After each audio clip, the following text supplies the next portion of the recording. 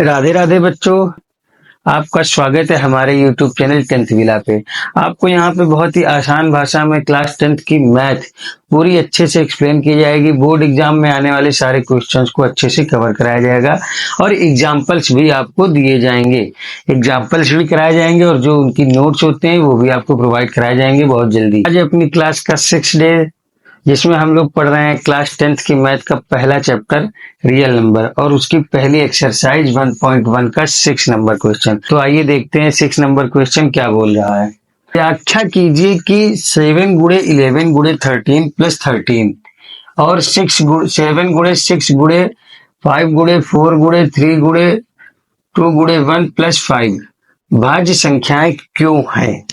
बस हमको ये बताना है कि ये संख्याएं भाज्य संख्याएं क्यों है।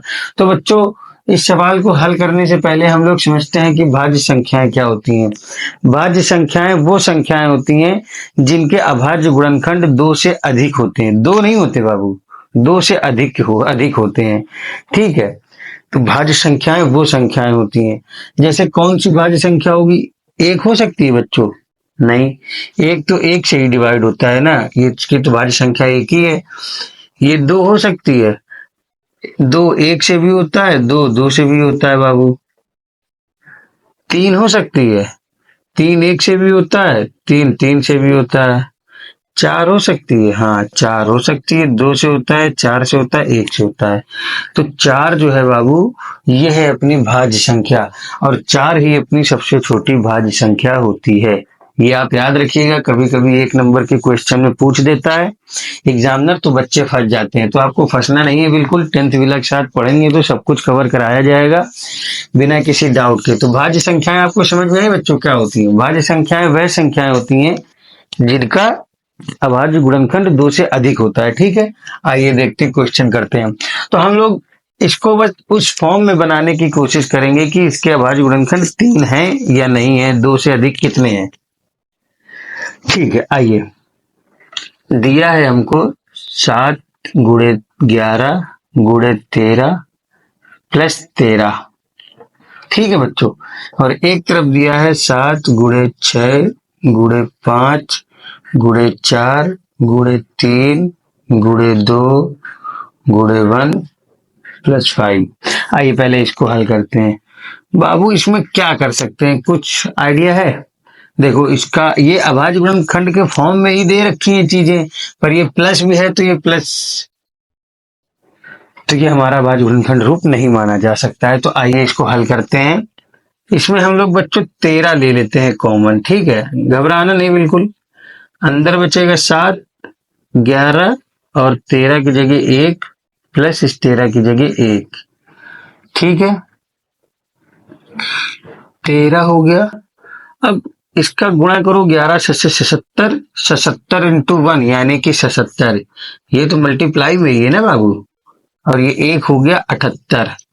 तो इसको हम लोग ऐसे लिख सकते हैं बच्चों। ठीक है,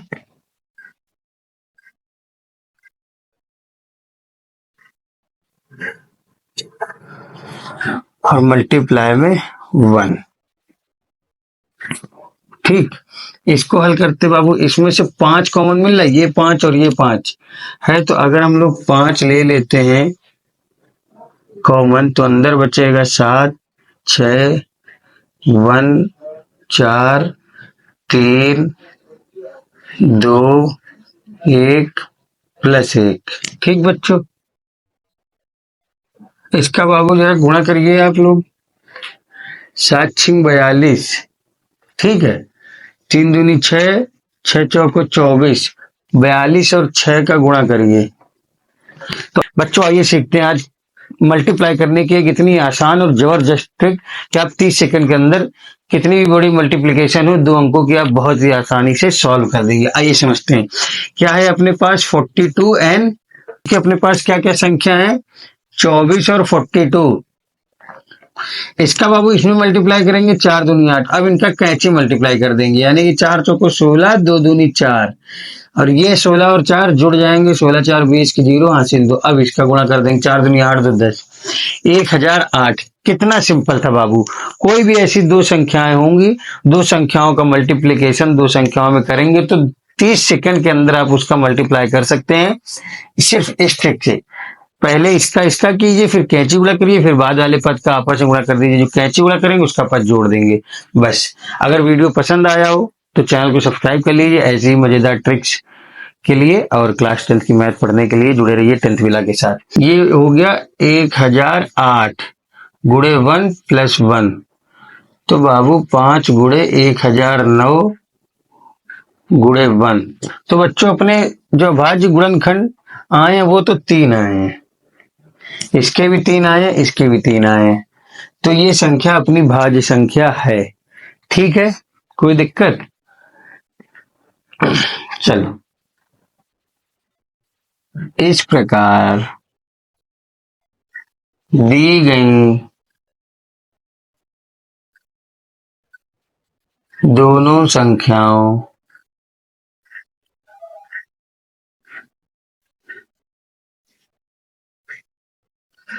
के अभाज्य गुणनखंड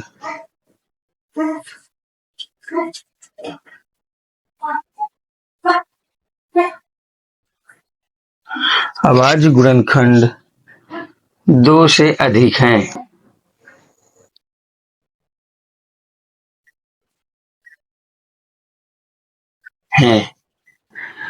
तो यह दोनों संख्याएं